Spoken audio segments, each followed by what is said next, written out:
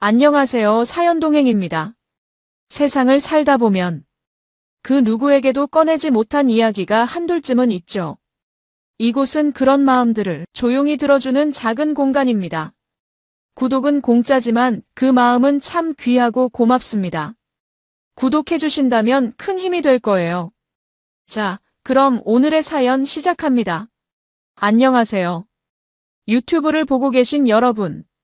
먼저 말씀드릴 게 있는데 제가 오늘 들려드릴 이야기는 실제로 제가 겪은 사연입니다. 다만 개인정보 보호를 위해서 이름이나 직업, 나이, 지역 등은 모두 각색되었으니 혹시 비슷한 분이 계시더라도 오해하지 마시기 바랍니다.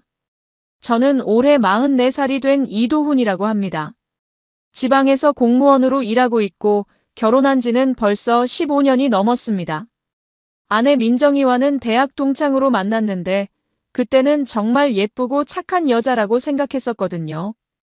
지금 고등학교 1학년인 아들 하나를 두고 있고 그동안 평범하지만 나름 행복한 가정을 꾸려왔다고 생각했습니다. 민정이는 미술치료사로 일하고 있어요. 처음에는 아이들을 가르치는 일이라 좋다고 생각했는데 몇 년 전부터 개인 상담이나 치료 프로그램이 늘어나면서 외출이 잦아졌습니다. 저녁 늦게 들어오는 일도 많아지고 주말에도 세미나다 워크숍이다 하면서 집을 비우는 시간이 길어졌죠.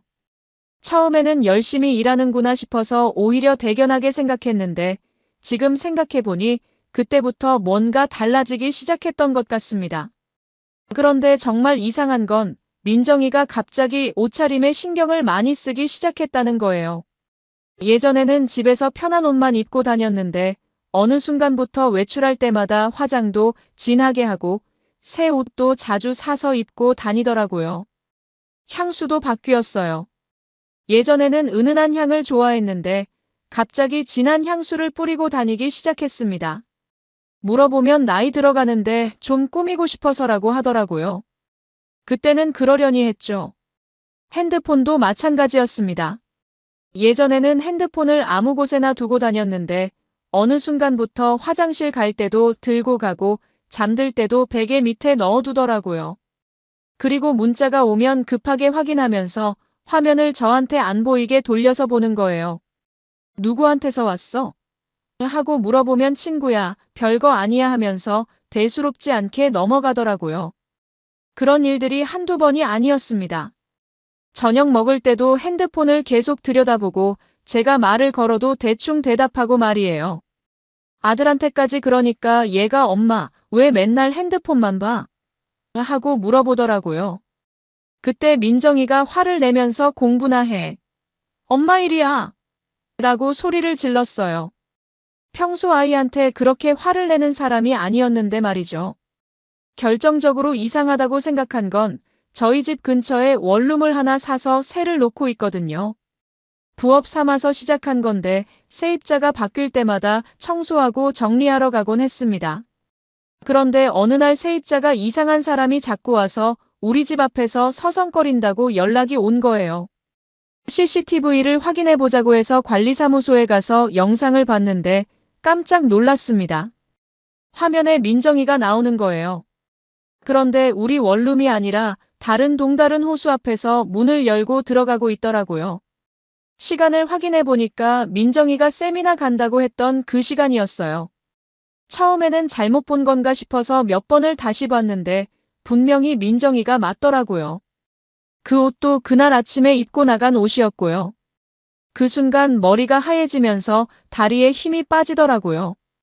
15년을 함께 살아온 아내가 제가 그렇게 믿고 살아온 사람이 다른 남자 집에 드나들고 있다는 현실을 받아들일 수가 없었어요.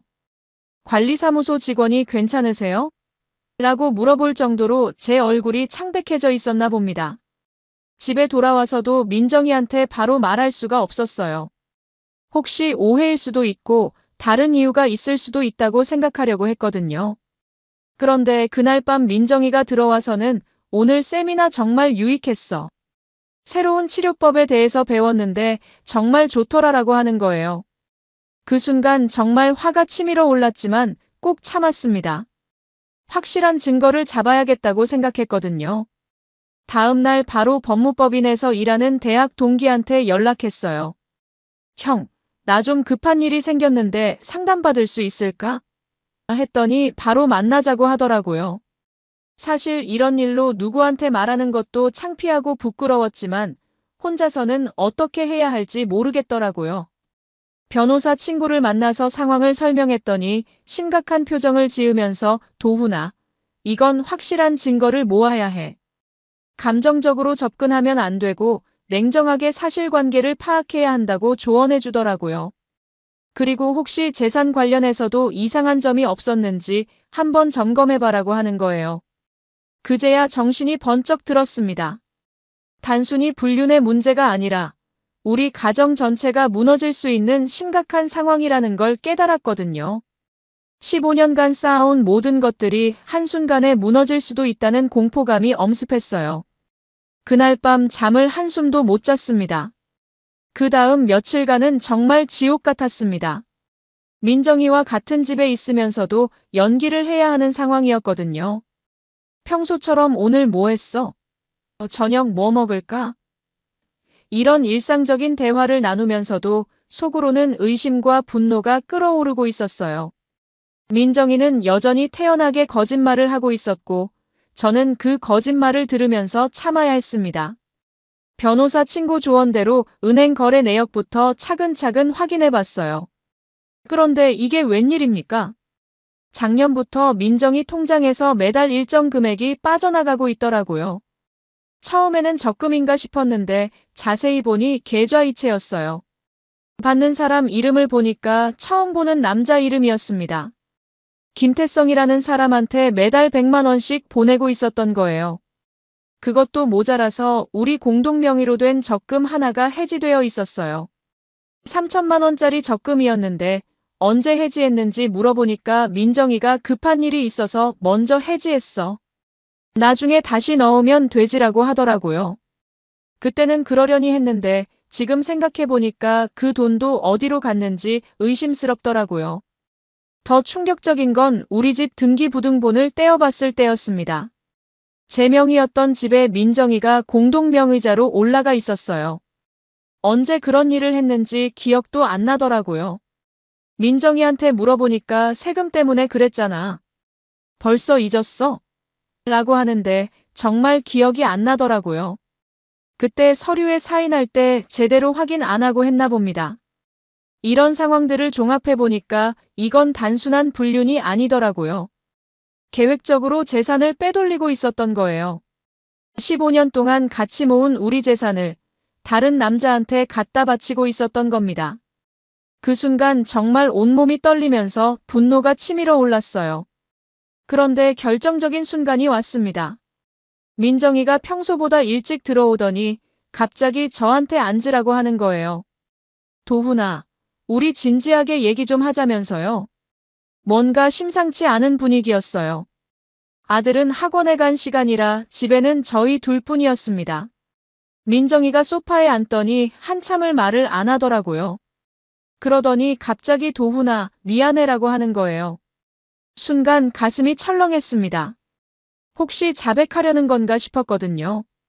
그런데 그 다음에 나온 말은 정말 예상도 못한 내용이었어요. 나 사랑하는 사람 생겼어. 그 한마디가 제 가슴을 뚫고 들어가더라고요. 예상은 했지만 직접 듣는 건 또 다른 충격이었습니다. 그런데 민정이는 거기서 끝이 아니었어요. 더 충격적인 말을 계속하더라고요. 처음에는 그냥 상담받는 사이였는데 점점 마음이 끌리더라. 나이도 나랑 비슷하고 나를 정말 이해해주는 사람이야. 너하고는 다르게 내 말을 끝까지 들어주고 내가 하고 싶은 것도 지지해주고. 제가 그래서 뭘 어쩌자는 거야? 라고 물어봤더니 민정이가 태연하게 우리 이혼하자라고 하는 거예요. 마치 오늘 저녁 뭐 먹을지 묻는 것처럼 아무렇지도 않게 말이에요. 15년을 같이 살았는데 그렇게 쉽게 말할 수 있는 거야? 했더니 민정이가 오히려 화를 내더라고요. 쉽게 말하는 게 아니야. 나도 많이 고민했어. 그런데 이제는 정말 못 참겠어. 너하고는 더 이상 같이 살 수가 없어. 그때 정말 멘탈이 나가는 줄 알았어요. 15년간 함께 살아온 사람이, 제가 그렇게 사랑했던 사람이 이렇게 차갑게 이혼을 요구할 줄은 몰랐거든요. 그것도 다른 남자 때문에 말이에요. 그럼 아이는 어떻게 할 건데? 라고 물어봤더니 더 황당한 말을 하더라고요. 당연히 나한테 와야지. 엄마가 키워야지. 양육권까지 자기가 가져가겠다는 거예요. 너 지금 미쳤어? 다른 남자 때문에 가정을 버리면서 아이까지 빼앗아 가겠다고 했더니 민정이가 더 큰 소리를 내더라고요. 빼앗는 게 아니야. 나는 엄마라고. 아이는 당연히 엄마가 키워야 하는 거 아니야? 그 순간 정말 어이가 없더라고요. 자기가 불륜을 저지르고 가정을 파탄냈으면서 오히려 당당하게 아이 양육권까지 주장하다니요. 더군다나 그 아이를 다른 남자와 함께 키우겠다는 건데 어떻게 그런 말을 할 수 있는 건지 이해가 안 되더라고요. 그럼 재산은 어떻게 나눌 건데? 라고 물어봤더니 민정이가 미리 준비해온 것처럼 서류를 꺼내더라고요. 변호사한테 상담받았어. 이렇게 하면 된다고 하더라. 서류를 보니까 집은 팔아서 반반씩 나누고 적금이나 예금도 반반씩 나누자는 내용이었어요. 그런데 이미 민정이가 빼돌린 돈들은 전혀 계산에 들어있지 않더라고요. 제가 그럼 내가 그동안 다른 곳에 보낸 돈들은 어떻게 할 거야? 라고 물어봤더니 그게 뭔데? 라고 시치미를 떼더라고요. 그날 밤 정말 한숨도 못 잤습니다.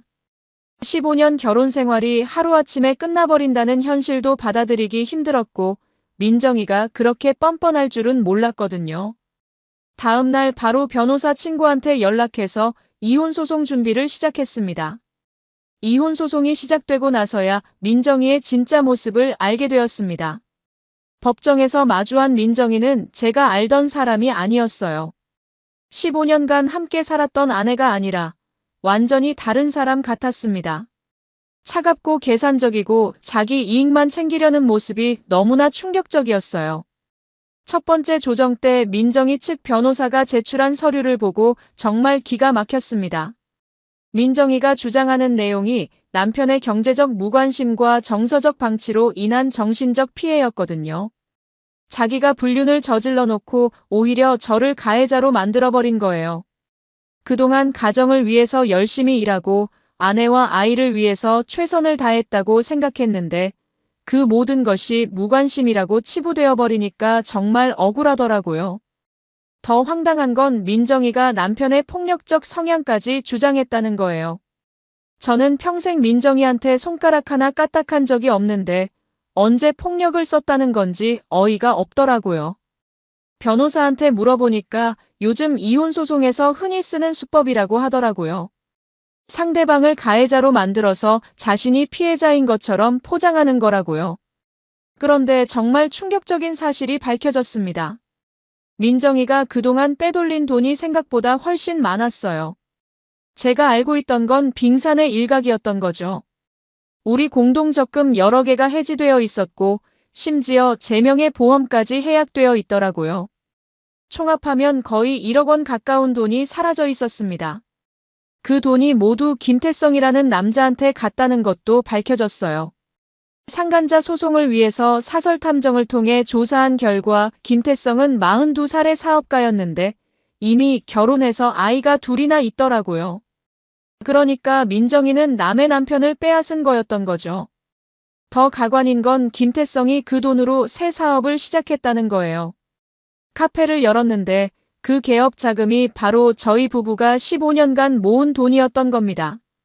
제가 야근하고 주말 근무하면서 한 푼 두 푼 모은 돈을 다른 남자 사업 미천으로 갖다 바쳤던 거예요. 법정에서 이런 사실들이 하나하나 밝혀질 때마다 민정이 얼굴이 점점 굳어지더라고요. 처음에는 당당하게 내가 번 돈도 있다고 주장하더니 증거가 나오니까 할 말이 없어지더라고요. 그런데도 끝까지 사랑하는 사람을 만났을 뿐이다라는 주장을 굽히지 않더라고요. 아들 양육권 문제가 가장 힘들었습니다.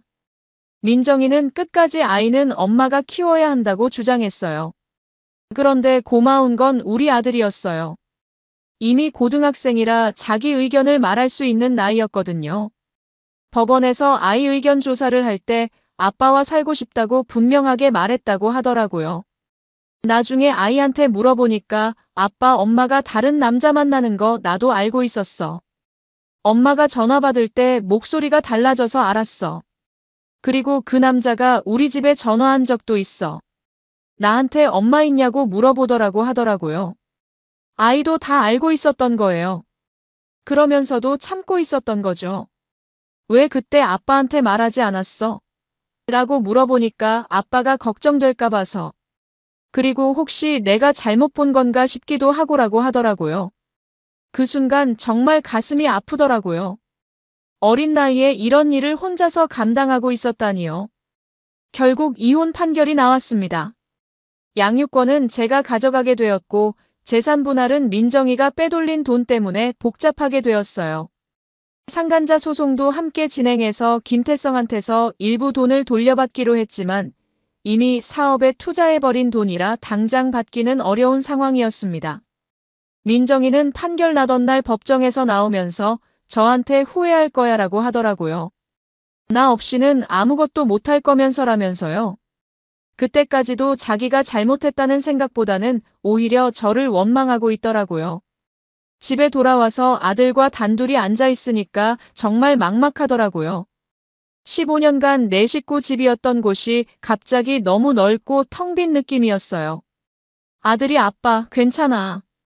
우리 둘이서도 잘 살 수 있어라고 하더라고요. 그 말이 더 마음 아팠어요. 민정이는 짐을 싸서 나가면서도 당당하더라고요. 새로운 인생을 시작하는 거야 라면서요. 김태성과 동거를 시작한다고 하더라고요. 그 남자 아내는 어떻게 되는 건지, 그 집 아이들은 어떻게 되는 건지 전혀 신경 쓰지 않는 모습이었어요. 그날 밤 정말 많은 생각을 했습니다. 15년이라는 시간이 하루아침에 무너져 버렸지만 그래도 아들과 함께 새로운 시작을 해야겠다고 다짐했어요. 민정이 말처럼 후회하지 않을 거라고, 오히려 더 잘 살 거라고 다짐했습니다. 이혼이 성사된 지 2달쯤 지난 어느 날 뜻밖의 손님이 찾아왔습니다. 초인종이 울려서 문을 열어보니까 처음 보는 여자분이 서 있더라고요. 나이는 38 정도로 보였는데 깔끔하게 차려입었지만 얼굴에 피로감이 역력했어요. 마치 오랫동안 무거운 짐을 지고 다닌 사람 같은 표정이었습니다. 눈가에는 다크서클이 짙게 깔려 있고 입술도 바짝 말라 있더라고요. 혹시 이도훈 씨 맞으시죠? 라고 물어보더라고요. 목소리가 떨리고 있었어요. 저는 누구신지 몰라서 네, 그런데 누구시죠? 라고 했더니 저는 윤가영이라고 합니다. 김태성의 아내예요 라고 하는 거예요. 그 순간 머리가 하얘지더라고요. 김태성, 바로 민정이와 불륜을 저지른 그 남자의 아내였던 거죠. 순간 가슴이 철렁하면서 어떻게 반응해야 할지 몰랐어요. 급하게 집 안으로 모셔서 차를 대접했는데 가영 씨가 한참을 말을 못하더라고요. 손이 심하게 떨리면서 찻잔을 제대로 들지도 못하고 있었어요. 그러더니 갑자기 고개를 숙이면서 저도 피해자입니다 라고 말하면서 울음을 터뜨리더라고요. 어깨가 들썩들썩 떨리면서 정말 오랫동안 참았던 눈물을 쏟아내는 모습이었어요. 남편이 다른 여자와 바람을 피우고 있다는 걸 알고 있었지만 아이들 때문에 참고 있었어요. 중학생, 초등학생 아이가 둘 있거든요. 아이들이 아빠 없이 자란다는 게 너무 불쌍해서 계속 참고 버텼는데 이제는 정말 더 이상 못 참겠어요 라고 하더라고요. 말하면서도 계속 눈물을 훔치고 있었어요. 가영 씨 이야기를 들어보니까 정말 기가 막히더라고요. 김태성이라는 남자가 얼마나 치밀하게 이중생활을 해왔는지 알 수 있었어요. 평소에는 모범적인 남편이고 아버지인 척하면서 뒤로는 민정이와 만나서 바람을 피우고 있었던 거죠. 아침에는 가영 씨한테 오늘 회식이 있어서 늦을 거야 라고 하고 실제로는 민정이와 만나러 가는 시기였다고 해요. 남편이 작년부터 갑자기 사업한다고 하면서 돈이 필요하다고 하더라고요. 처음에는 정말 사업을 위한 것인 줄 알았어요. 저희 집 적금도 해지하고 심지어 아이들 교육비 명목으로 모아둔 돈까지 빌려달라고 했어요. 사업이 잘 되면 몇 배로 불려서 다 갚겠다고 하면서요. 그런데 알고 보니까 그 돈이 모두 다른 여자한테 간 거였어요. 라고 가영 씨가 말하면서 주먹을 꽉 쥐더라고요. 가영 씨가 가져온 자료들을 보니까 정말 충격적이었습니다. 김태성이 민정이한테 보낸 선물들의 영수증들이 한 뭉치나 되더라고요. 명품 가방, 비싼 향수, 금반지까지 있었어요. 둘이 함께 다녀온 여행 사진들도 있었는데 제주도, 부산, 심지어 일본까지 다녀왔더라고요. 그리고 가장 충격적인 건 민정이 이름으로 된 신용카드까지 만들어줬다는 거예요. 한도가 500만 원이나 되더라고요. 완전히 첩을 두고 사는 것과 다를 바 없었어요. 저는 꽃집을 운영하고 있어요. 10년 넘게 혼자서 꾸려온 가게인데 남편이 사업자금 빌려달라고 해서 가게까지 담보로 잡혀 있는 상황이에요. 은행 대출을 받아서 남편한테 줬거든요. 이제는 정말 더 이상 참을 수가 없어요. 제가 평생 모은 돈을 다른 여자한테 갖다 바치면서 살 수는 없잖아요. 라고 하더라고요. 목소리에 분노와 절망이 섞여 있었어요. 가영 씨도 저와 마찬가지로 15년 넘게 결혼 생활을 해온 분이었어요. 23세 결혼해서 지금까지 성실하게 가정을 지켜온 평범한 주부였던 거죠. 아이가 둘 있는데 중학교 3학년인 아들과 초등학교 5학년인 딸이라고 하더라고요. 아이들은 아빠가 바람 피우는 걸 전혀 모르고 있다고 했어요. 아이들한테는 아직 말 못했어요. 어떻게 말해야 할지 모르겠더라고요. 아빠가 다른 여자랑 살아서 우리 헤어져야 해라고 어떻게 말할 수 있겠어요? 특히 큰아이는 이제 중학생인데 친구들한테 알려지면 어떻게 할지 라고 하면서 또 눈물을 흘리더라고요. 2시간 넘게 이야기를 나누면서 서로의 상처를 나눴습니다. 저희 둘 다 성실하게 살아온 평범한 사람들이었는데 배우자들 때문에 이런 고통을 겪게 된 거였죠. 가영 씨가 정말 억울해요. 저희가 뭘 잘못했다고 이런 일을 당해야 하는지 모르겠어요. 매일 밤 잠들기 전에 생각해봐도 제가 남편한테 못해준 게 뭐가 있나 싶어요라고 하는데 정말 공감이 되더라고요. 저도 똑같은 생각을 하고 있었거든요. 15년간 민정이를 위해서 최선을 다했다고 생각했는데 대체 뭐가 부족해서 다른 남자한테 간 건지 이해가 안 되더라고요. 가영 씨도 마찬가지였어요. 꽃집 일로 바쁘면서도 집안일 육아까지 다 하면서 살았는데 남편은 그런 아내를 두고 다른 여자를 만나고 있었던 거죠. 그날 이후로 가영 씨와 자주 연락하게 되었습니다. 서로 비슷한 처지라서 그런지 대화가 정말 잘 통했어요. 다른 사람들한테는 말하기 어려운 복잡한 감정들을 가영 씨한테는 자연스럽게 털어놓을 수 있었어요. 가영 씨도 마찬가지였던 것 같아요. 도훈 씨와 이야기하면 정말 마음이 편해져요. 혼자 있으면 계속 우울한 생각만 드는데 도훈 씨는 제 마음을 정말 잘 이해해 주시네요. 라고 하더라고요. 가영 씨도 이혼 소송을 준비하고 있다고 하더라고요. 아이들 때문에 계속 망설였지만 이제는 결심을 굳혔다고 했어요. 아이들한테 거짓말하면서 사는 것보다는 차라리 솔직하게 사는 게 나을 것 같아요. 아빠가 어떤 사람인지 언젠가는 알게 될 텐데 그때까지 계속 속일 수는 없잖아요. 라고 하더라고요. 정말 현명하고 용기 있는 분이라는 생각이 들었어요. 가영 씨를 통해서 김태성과 민정이가 어떻게 지내는지도 알게 되었습니다. 둘이 함께 살기 시작했는데 생각만큼 행복하지는 않은 것 같더라고요. 김태성이 민정이 돈으로 연 카페 사업이 잘 안 되자 민정이한테 짜증을 내는 일이 많아졌다고 해요. 그리고 가영 씨가 이혼 소송을 준비한다는 소식을 듣고는 더 예민해졌다고 하더라고요. 남편이 요즘 집에 와서 술만 마셔요. 그러면서 다 그 여자 때문이다라고 중얼거리더라고요. 처음에는 저를 말하는 건가 했는데 알고 보니까 박민정 씨를 말하는 거더라고요. 자기 때문에 가정이 파탄났다고 원망하고 있나 봐요. 라고 가영 씨가 말하더라고요. 그 이야기를 듣고 조금 씁쓸하면서도 한편으로는 시원한 마음이 들었어요. 민정이도 김태성도 서로를 사랑한다고 해서 가정을 파탄냈는데 정작 현실에 부딪히니까 서로 원망하고 있는 거죠. 진짜 사랑이었다면 이런 일이 생길까 싶더라고요. 결국 욕망과 충동으로 만난 관계라서 현실의 벽 앞에서는 약할 수밖에 없는 거 아닐까요? 가영 씨와는 일주일에 한두 번씩 만나서 이야기를 나눴습니다. 처음에는 서로의 상처를 위로하는 정도였는데 점점 서로에게 의지하게 되더라고요. 비슷한 경험을 한 사람끼리만 알 수 있는 아픔이 있잖아요.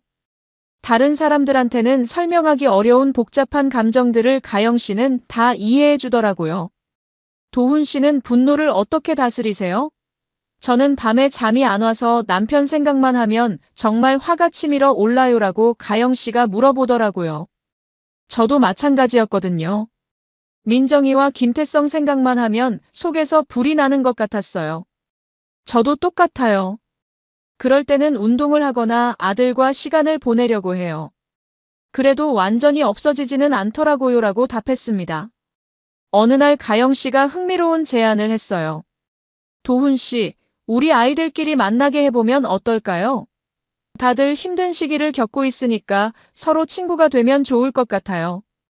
정말 좋은 생각이라고 해서 주말에 함께 만나기로 했습니다. 처음에는 아이들이 어색해할까봐 걱정했는데 의외로 금세 친해지더라고요. 우리 아들이 가영 씨 큰아이인 민수와 나이가 비슷해서 그런지 대화도 잘 통하고 작은 딸인 지은이도 형들을 따라다니면서 즐거워하더라고요.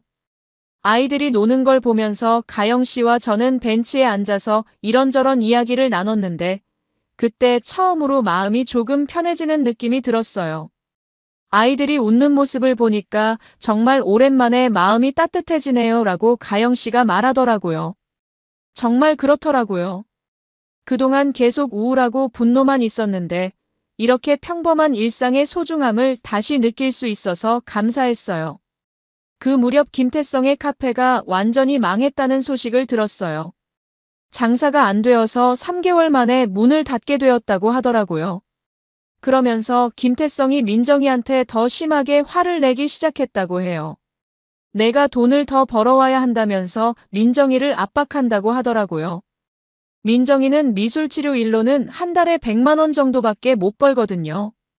그런데 김태성은 생활비까지 민정이가 대라고 하니까 민정이가 스트레스를 엄청 받고 있다고 하더라고요. 가영 씨가 요즘 우리 남편이 집에 와서 박민정 씨 욕만 해요. 자기 인생 망친 건 다 그 여자 때문이라고 하면서요 라고 하더라고요. 그 이야기를 듣고 정말 자업자득이라는 생각이 들었어요. 민정이가 그렇게 사랑한다고 해서 가정을 버렸는데 정작 현실은 녹록하지 않은 거죠. 김태성도 마찬가지고요. 남의 돈으로 사업해서 실패하고 이제는 그 여자한테 책임을 전가하고 있으니까요. 가영 씨는 이혼 소송 준비를 착실히 진행하고 있었어요. 재산 분할이 복잡할 것 같아요. 남편이 제 돈으로 사업한 것도 있고 꽃집 담보대출도 있고 해서요. 하지만 포기하지 않을 거예요. 제가 번 돈을 왜 다른 여자한테 갖다 바치는 데 써야 해요? 라고 하더라고요. 정말 당당하고 의연한 모습이었어요. 저도 상간자 소송으로 김태성한테서 돈을 받아내려고 노력하고 있었는데 그 남자가 파산 직전이라서 받을 수 있을지 의문이었어요. 하지만 끝까지 포기하지 않기로 했습니다. 돈을 떠나서라도 법적으로 잘못했다는 것을 인정받고 싶었거든요. 몇 달이 지나면서 가영 씨와는 점점 더 가까워졌어요. 서로의 상처를 치유해주는 존재가 되어가고 있었습니다. 아이들도 저희 관계를 자연스럽게 받아들이고 있었고요. 아빠, 가영 이모랑 같이 있을 때가 제일 행복해 보여요 라고 우리 아들이 말할 정도였어요. 어느 날 가영 씨가 제안했습니다. 도훈 씨, 우리 함께 바닷가로 여행 가면 어떨까요? 아이들도 스트레스가 많이 쌓였을 텐데 좋은 공기 마시면서 기분 전환 좀 했으면 좋겠어요. 정말 좋은 생각이라고 해서 2박 3일로 부산 근처 바닷가로 여행을 갔습니다. 아이들은 바다에서 뛰놀면서 그동안 쌓인 스트레스를 모두 풀어내는 것 같았어요. 저희는 모래사장에 앉아서 파도 소리를 들으면서 평화로운 시간을 보냈습니다. 정말 오랜만에 마음이 편해지는 시간이었어요. 저녁에 펜션에서 아이들과 함께 고기를 구워 먹으면서 정말 가족 같은 분위기였습니다. 우리 아들이 가영 씨한테 이모, 고기 정말 맛있어요 라고 하고 가영 씨 아이들도 저한테 아저씨, 내일도 바다에서 놀 수 있죠? 라고 물어보고 말이에요. 그 순간 정말 따뜻하고 포근한 느낌이 들더라고요. 그날 밤 가영 씨와 바닷가를 산책하면서 진솔한 대화를 나눴습니다. 도훈 씨, 저희 처음 만났을 때보다 많이 밝아지셨어요 라고 가영 씨가 말하더라고요. 저도 가영 씨도 그래요. 처음에는 정말 힘들어 보이셨는데 지금은 많이 좋아 보여요 라고 했어요. 우리 서로 많이 의지하게 되었죠 라고 가영 씨가 말하면서 살짝 웃더라고요. 그 웃음이 정말 예뻤어요. 파도 소리와 달빛 아래서 보는 가영 씨가 처음 만났을 때와는 완전히 달라 보였습니다. 그때 처음으로 가영 씨를 여자로 의식하게 된 것 같아요. 여행에서 돌아온 후 가영 씨와 저는 더욱 자연스럽게 가까워졌습니다. 주말이면 아이들과 함께 놀이공원이나 영화관에 가고 평일에는 가영 씨 꽃집에 들러서 커피를 마시면서 담소를 나누곤 했어요. 마치 오랜 친구처럼, 아니 그보다 더 끈끈한 관계가 되어가고 있었습니다. 어느 날 가영 씨가 심각한 표정으로 저한테 말하더라고요. 도훈 씨, 남편이 저희 관계를 의심하고 있는 것 같아요. 김태성이 가영 씨의 행적을 추적하고 있다는 거예요. 가영 씨가 자주 외출하는 것을 이상하게 여기기 시작했고, 심지어 가영 씨 핸드폰까지 몰래 확인한다고 하더라고요.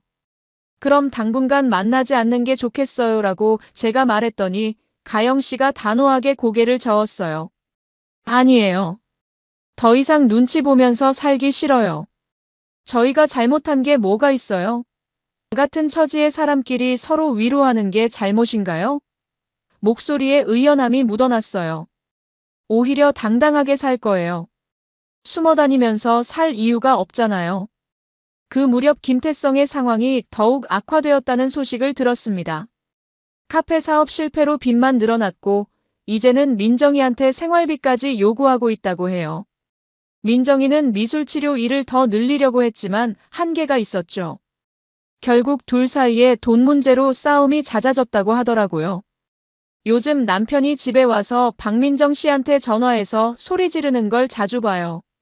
내가 더 벌어와야 한다. 이 모든 게 내 책임이다라고 하면서요라고 가영 씨가 말하더라고요. 그 말을 듣고 정말 씁쓸했어요. 사랑한다고 해서 만난 사이가 이제는 서로 원망하고 있는 거니까요. 더 충격적인 소식도 들었습니다. 김태성이 민정이를 의심하기 시작했다는 거예요. 박민정이 다른 남자를 만나는 것 같다고 의심하고 있다는 거죠. 자기가 바람을 피워놓고는 이제 민정이도 의심하고 있는 거예요. 정말 웃기는 일이더라고요.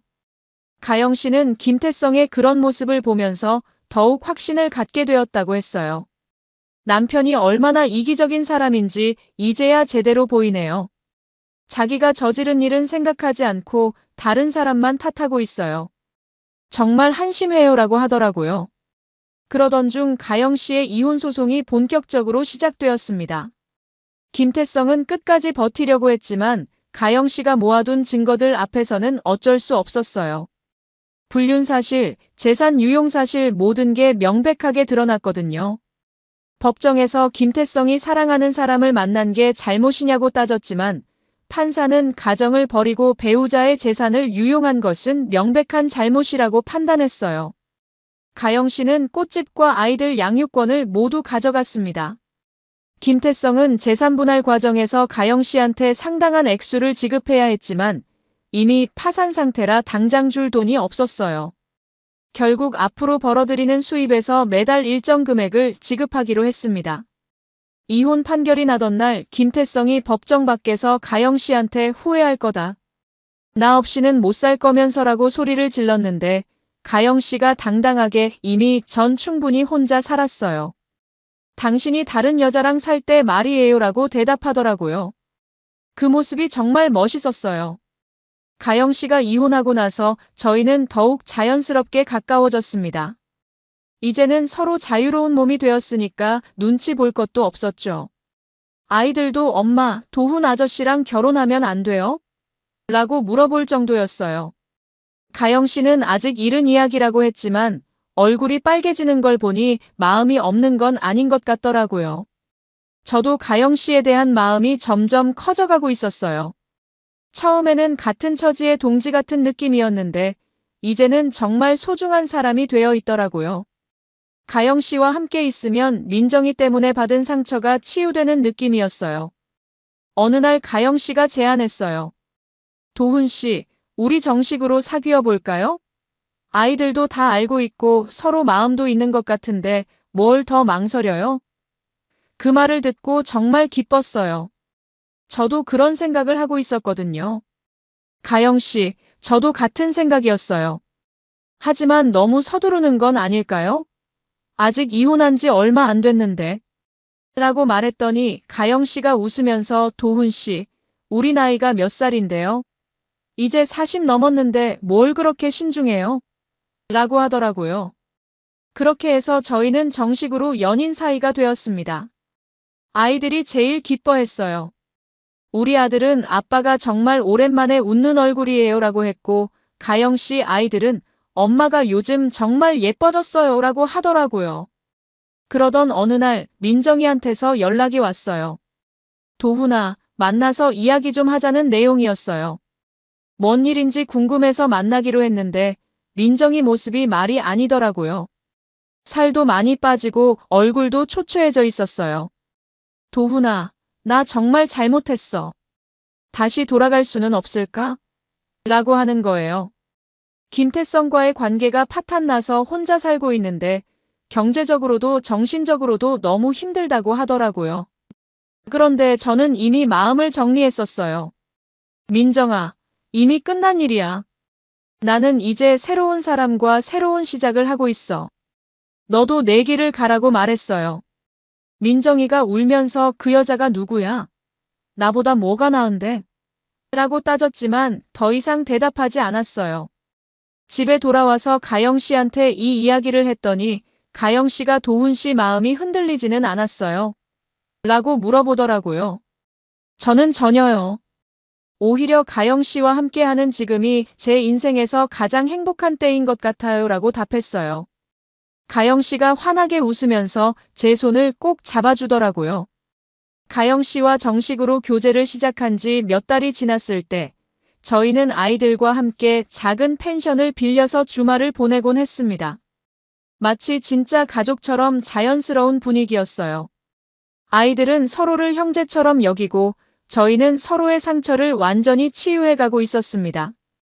어느 일요일 아침 펜션 앞 작은 정원에서 아이들이 뛰어놀고 있을 때였어요. 가영 씨와 저는 벤치에 앉아서 그 모습을 바라보고 있었는데 정말 평화롭고 따뜻한 순간이었습니다. 햇살이 따사롭게 내려쬐고 아이들 웃음소리가 정원에 울려 퍼지고 있었어요. 도훈 씨, 이런 평범한 일상이 이렇게 소중한 건 줄 몰랐어요 라고 가영 씨가 말하더라고요. 정말 그랬어요. 예전에는 당연하게 여겼던 평범한 가족의 모습이 이제는 너무나 귀하고 소중하게 느껴졌어요. 그동안 얼마나 많은 것을 잃어버렸는지, 그리고 이제 얼마나 많은 것을 되찾았는지 새삼 깨닫게 되더라고요. 그때 우리 아들이 뛰어와서 아빠 사진 좀 찍어주세요. 우리 5명이서 기념사진 찍고 싶어요. 라고 하더라고요. 가영 씨 아이들도 네네, 가족 사진 찍어요. 라고 하면서 달려왔어요. 그 말을 듣는 순간 가슴이 뭉클해지더라고요. 아이들에게는 저희가 이미 하나의 가족이었던 거죠. 사진을 찍으면서 정말 많은 생각이 들었어요. 1년 전만 해도 저는 배신당한 상처로 절망하고 있었고 가영 씨도 남편의 불륜으로 괴로워하고 있었는데 이제는 이렇게 행복한 가족을 이루고 살고 있다니 말이에요. 인생이 참 묘하다는 생각이 들더라고요. 그런데 그 순간 한 가지 아이디어가 떠올랐습니다. 이 행복한 모습을, 이 평범하지만 소중한 일상을 누군가에게 보여주고 싶다는 생각이 든 거예요. 특히 민정이와 김태성에게 말이죠. 저희가 얼마나 행복하게 잘 살고 있는지, 그들이 파괴하려고 했던 가정보다 훨씬 더 따뜻하고 건강한 가족을 만들어가고 있다는 것을 보여주고 싶었어요. 집에 돌아와서 가영 씨에게 조심스럽게 제안해봤어요. 가영 씨, 우리 행복한 모습을 동영상으로 찍어서 전 배우자들에게 보내면 어떨까요? 가영 씨가 의아한 표정을 지으며 왜요? 라고 물어봤어요. 복수라고 할 수도 있겠지만 그보다는 저희가 잘 살고 있다는 걸 보여주고 싶어요. 그 사람들은 아마 저희가 망가졌을 거라고 생각하고 있을 텐데 실제로는 오히려 더 행복해졌다는 걸 알게 해주고 싶어요라고 설명했어요.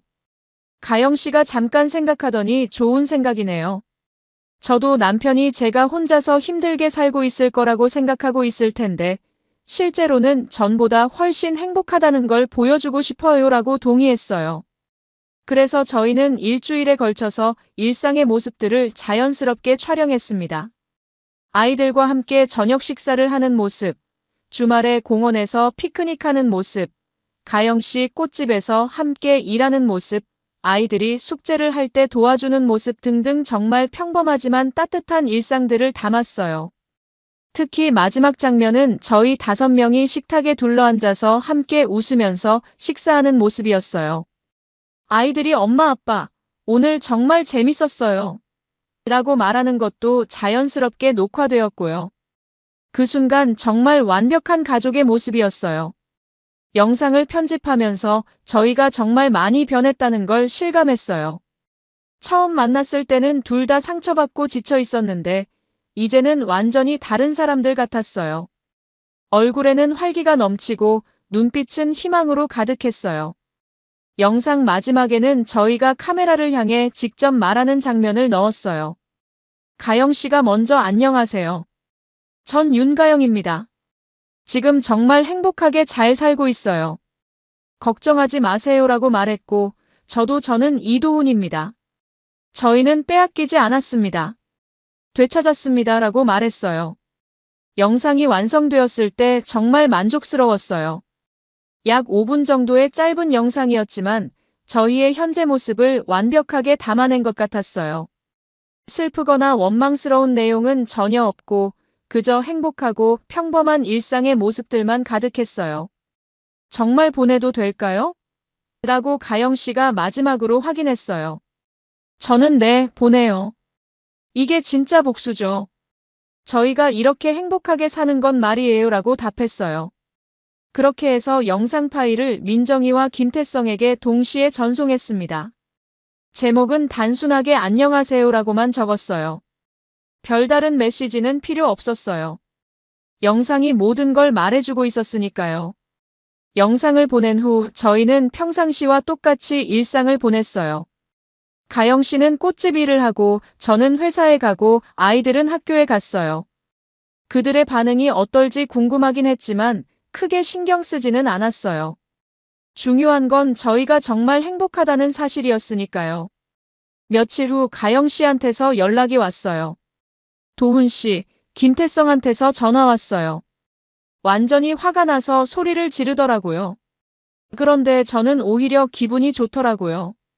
그 사람이 화를 낸다는 건 영상이 제대로 효과를 봤다는 뜻이잖아요 라고 하더라고요.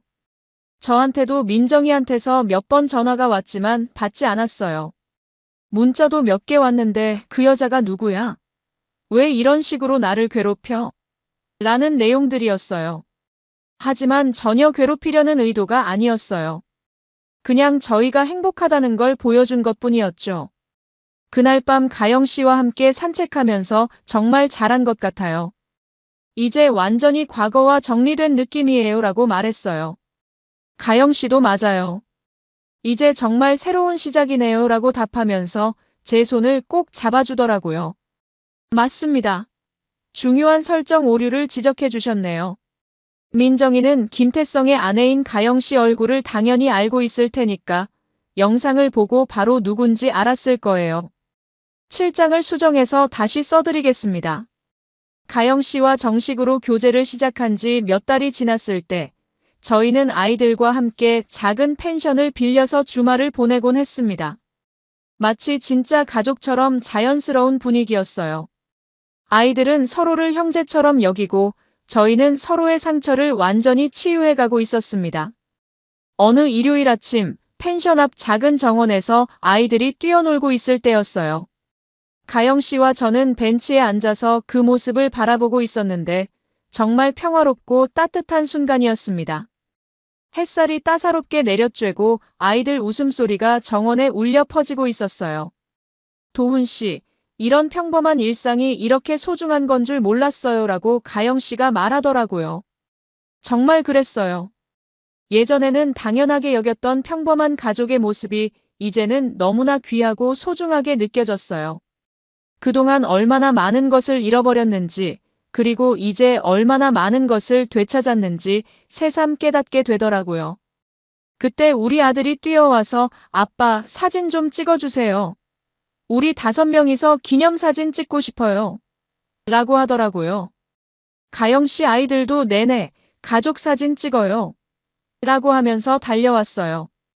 그 말을 듣는 순간 가슴이 뭉클해지더라고요. 아이들에게는 저희가 이미 하나의 가족이었던 거죠. 사진을 찍으면서 정말 많은 생각이 들었어요. 1년 전만 해도 저는 배신당한 상처로 절망하고 있었고, 가영 씨도 남편의 불륜으로 괴로워하고 있었는데, 이제는 이렇게 행복한 가족을 이루고 살고 있다니 말이에요. 인생이 참 묘하다는 생각이 들더라고요. 그런데 그 순간 한 가지 아이디어가 떠올랐습니다. 이 행복한 모습을, 이 평범하지만 소중한 상을 누군가에게 보여주고 싶다는 생각이 든 거예요. 특히 민정이와 김태성에게 말이죠. 저희가 얼마나 행복하게 잘 살고 있는지, 그들이 파괴하려고 했던 가정보다 훨씬 더 따뜻하고 건강한 가족을 만들어가고 있다는 것을 보여주고 싶었어요. 집에 돌아와서 가영 씨에게 조심스럽게 제안해봤어요.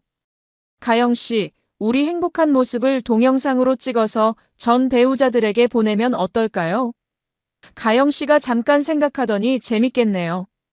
특히 남편이 박민정 씨와 저를 동시에 보는 반응이 궁금해요 라고 하더라고요.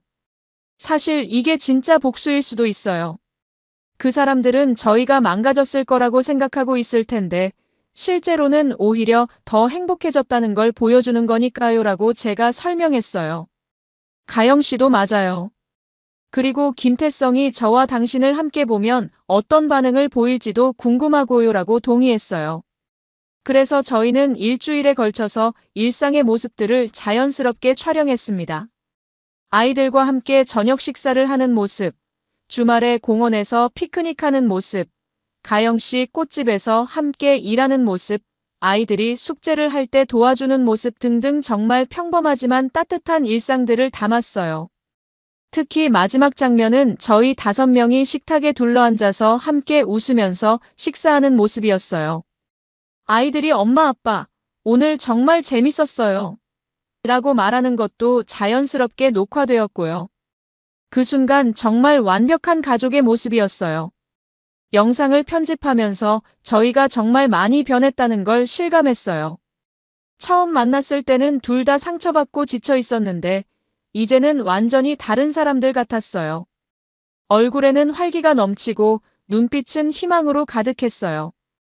영상 마지막에는 저희가 카메라를 향해 직접 말하는 장면을 넣었어요. 가영 씨가 먼저 안녕하세요, 김태성 씨. 그리고 박민정 씨. 저희 정말 행복하게 잘 살고 있어요.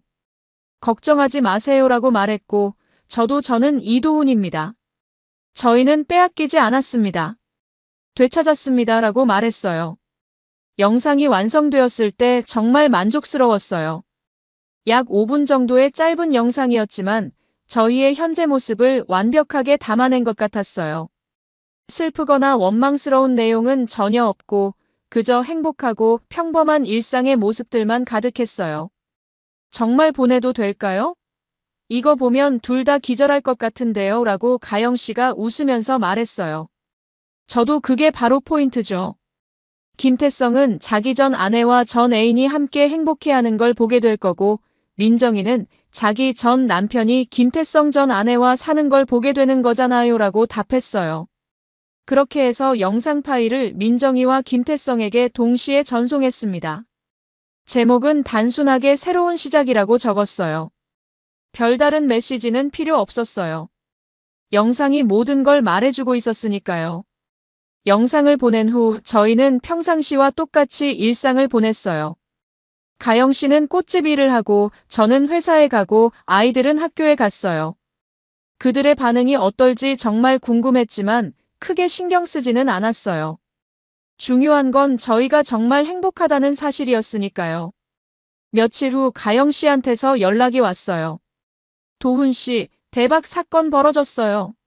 김태성이 저한테 전화해서 완전 발광하더라고요. 너 저 남자랑 언제부터 만났어? 나를 배신한 거야? 라고 소리를 지르는 거예요. 제가 당신이 다른 여자랑 바람 필 때부터요라고 했더니 할 말이 없어지더라고요. 그리고 더 재밌는 소식도 있었어요. 민정이가 김태성한테 전화해서 당신 전 아내랑 도훈이가 사귀는 거 알고 있었어? 라고 따졌다고 해요. 김태성은 뭐? 그게 무슨 소리야? 라고 했고 민정이는 영상 안 봤어? 우리가 헤어지게 만든 사람들이 서로 만나서 행복하게 살고 있어. 라고 소리쳤다고 하더라고요. 결국 김태성과 민정이는 서로를 원망하면서 완전히 관계가 틀어졌다는 소식을 들었어요. 김태성은 내가 괜히 이혼하자고 해서 이렇게 됐다고 민정이를 탓했고 민정이는 당신이 사업을 제대로 했으면 우리가 이런 꼴을 당하지 않았을 거야 라고 반박했다고 해요. 그날 밤 가영 씨와 함께 산책하면서 정말 통쾌해요. 이제 완전히 과거와 정리된 느낌이에요 라고 말했어요. 가영 씨도 저도요. 그리고 가장 좋은 건 저희가 진짜로 행복하다는 거예요. 연기가 아니라 정말로요 라고 답하면서 제 손을 꼭 잡아주더라고요. 영상을 보낸 지 며칠이 지나자 김태성과 민정이의 반응이 본격적으로 드러나기 시작했습니다. 가영 씨를 통해서 들은 이야기로는 김태성이 완전히 멘탈 붕괴 상태가 되었다고 하더라고요. 자기가 버린 아내와 자기 때문에 이혼한 남자가 함께 행복하게 사는 모습을 보고 충격을 받은 거죠. 김태성이 저한테 전화해서 너희들이 언제부터 계획한 거야? 나를 속인 거지. 라고 소리를 질렀어요. 제가 계획이라니요? 당신이 바람필 때 저희는 서로 알지도 못했는데요 라고 했더니 할 말이 없어지더라고요 라고 가영 씨가 말해줬어요. 김태성은 자기가 저지른 일은 생각하지 않고 마치 자기가 피해자인 양 행동하고 있었던 거죠. 민정이의 반응도 마찬가지였어요. 제 옛 직장 동료를 통해서 들은 이야기인데 민정이가 카페에서 영상을 보다가 갑자기 테이블을 치면서 이럴 수가 있어. 라고 소리쳤다고 하더라고요. 그러면서 김태성한테 전화해서 당신 전 아내가 내 전 남편이랑 사귀는 거 알고 있었냐고 따졌다고 해요. 더 웃긴 건 김태성과 민정이가 서로를 의심하기 시작했다는 거예요. 김태성은 내가 먼저 그 남자랑 연락하고 있었던 거 아니야? 라고 민정이를 의심했고 민정이는 당신이 부인한테 우리 일을 다 털어놓은 거 아니야? 라고 김태성을 의심했다고 해요. 진짜 사랑이었다면 이런 상황에서도 서로를 믿어줬을 텐데 결국 그들의 관계는 욕망에 기반한 것이었으니까 의심과 불신으로 이어진 거죠. 가영 씨가 도훈 씨, 정말 통쾌해요. 그 사람들이 서로 의심하면서 싸우는 모습을 보니까 속이 다 시원하네요 라고 하더라고요. 저도 마찬가지 기분이었어요. 복수라고 할 것도 없이 그냥 저희가 행복한 모습을 보여준 것뿐인데 그들이 알아서 무너지고 있었으니까요. 그런데 더 충격적인 소식이 들려왔어요. 김태성이 술에 취해서 민정이가 살고 있는 고시원 앞에 찾아가서 다 내 때문이다. 내 인생이 망가진 건 다 내 때문이야. 라고 소리를 지르다가 경찰서에 끌려갔다고 하더라고요. 민정이는 그 일로 더욱 스트레스를 받아서 우울증이 심해졌다고 해요. 한편 저희는 그런 소식들을 들으면서도 평상시와 다름없이 행복한 일상을 보내고 있었어요. 아이들은 새 학교에 완전히 적응했고 가영 씨 꽃집도 단골 손님들이 늘어나면서 더욱 번창하고 있었습니다. 저도 회사에서 좋은 평가를 받아서 승진 이야기가 나오고 있었어요. 어느 날 우리 아들이 아빠 가영 이모와 정말 결혼하면 안 돼요? 우리 진짜 가족이 되고 싶어요 라고 말하더라고요. 가영 씨 아이들도 엄마 도훈 아저씨가 우리 아빠가 되면 정말 좋을 것 같아요 라고 하고 말이에요. 아이들이 먼저 마음을 열고 있는 걸 보니까 정말 감동적이었어요. 가영 씨와 진지하게 이야기해봤어요. 정말 우리 결혼하면 어떨까요? 아이들도 원하고 우리도 서로에 대한 마음이 확실하잖아요. 가영 씨가 환하게 웃으면서 저도 그 생각 계속하고 있었어요. 도훈 씨와 함께라면 정말 행복한 가정을 만들 수 있을 것 같아요 라고 답했어요. 우리가 만난 게 벌써 1년이 넘었어요. 서로를 충분히 알 만큼 알았고 아이들도 우리를 지지하고 있잖아요 라고 말했더니 가영 씨가 그럼 내년 봄에 조용하게 결혼식을 올릴까요? 라고 제안했어요. 정말 기뻤어요. 그 무렵 김태성과 민정이 사이에 결정적인 사건이 벌어졌다는 소식을 들었어요. 김태성이 민정이한테 내가 번 돈으로 내가 사업을 다시 시작하게 해줘라고 요구했는데 민정이가 나도 이제 지쳤어. 당신과는 더 이상 함께할 수 없어라고 거절했다고 해요. 그러자 김태성이 그럼 너도 나를 버리는 거냐? 라고 소리를 지르면서 둘이 완전히 결별했다고 하더라고요. 결국 김태성은 혼자서 원룸으로 이사했고 민정이도 혼자 고시원에서 생활하게 되었어요.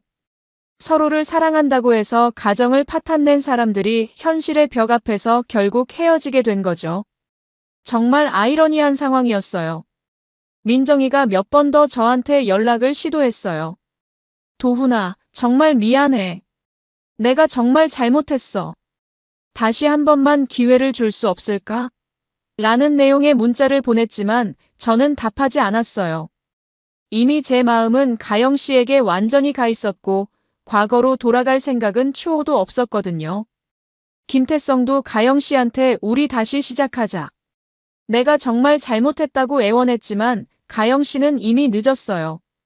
저는 더 좋은 사람을 만났거든요 라고 단호하게 거절했어요. 그 모습이 정말 당당하고 멋있었어요. 드디어 저희 결혼식 날이 왔습니다.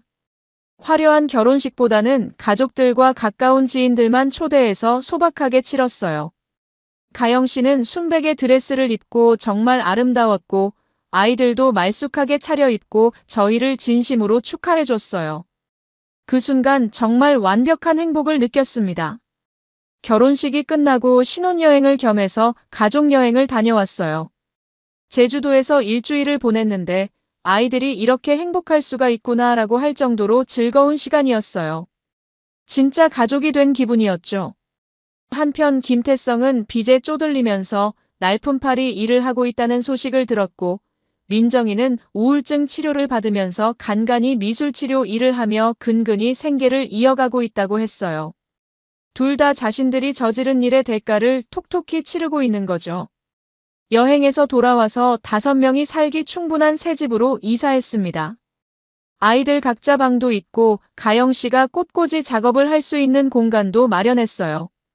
정말 완벽한 가정의 모습이었습니다. 어느 날 밤 가영 씨와 함께 베란다에서 차를 마시며 이야기를 나눴어요. 정말 우리 잘 만났네요. 그 힘든 시간들이 있었기에 지금의 행복이 더 소중하게 느껴져요라고 가영 씨가 말하더라고요. 저도 맞아요.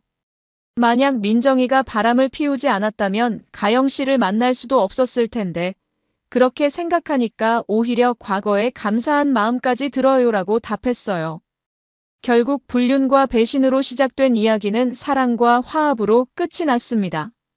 저희는 상처를 딛고 일어서서 더 큰 행복을 만들어냈고 민정이와 김태성은 욕망을 쫓다가 모든 것을 잃어버렸죠. 자업자득이었습니다. 지금 이 순간 저는 확신할 수 있습니다. 진정한 승리는 복수가 아니라 행복한 삶을 사는 것이라는 걸 말이에요. 민정이와 김태성은 자신들이 뿌린 씨앗을 그대로 거두었고 저희는 상처를 극복하고 진정한 사랑을 찾았습니다. 마지막에 하고 싶은 말이 있다면 불륜과 탐욕의 끝은 파멸이고 진실과 사랑의 끝은 행복이라는 것입니다. 저희가 그 살아있는 증거예요. 여러분, 이것이 제 이야기였습니다. 배신당했을 때는 세상이 끝난 줄 알았지만 결국은 더 좋은 사람을 만나 더 행복한 삶을 살게 되었어요. 만약 여러분들이 저와 비슷한 상황에 처한다면 어떻게 하실 건가요? 복수에만 매달릴 것인가요? 아니면 새로운 행복을 찾아 나서실 건가요? 여러분, 오늘 사연 어떻게 들으셨나요? 지금 이 순간 무슨 생각이 드셨는지도 궁금합니다. 여러분의 소중한 생각을 댓글로 남겨주세요. 지금까지 사연동행이었습니다. 함께 해주신 모든 분들께 진심으로 마음 깊이 감사드립니다. 방송 끝나기 전에 혹시 아직 구독과 좋아요 안 누르셨다면 그 한 번의 클릭이 이 채널을 계속 이어가게 하는 큰 힘이 된답니다. 다음 사연에서 다시 인사드릴게요. 여러분, 평안하세요.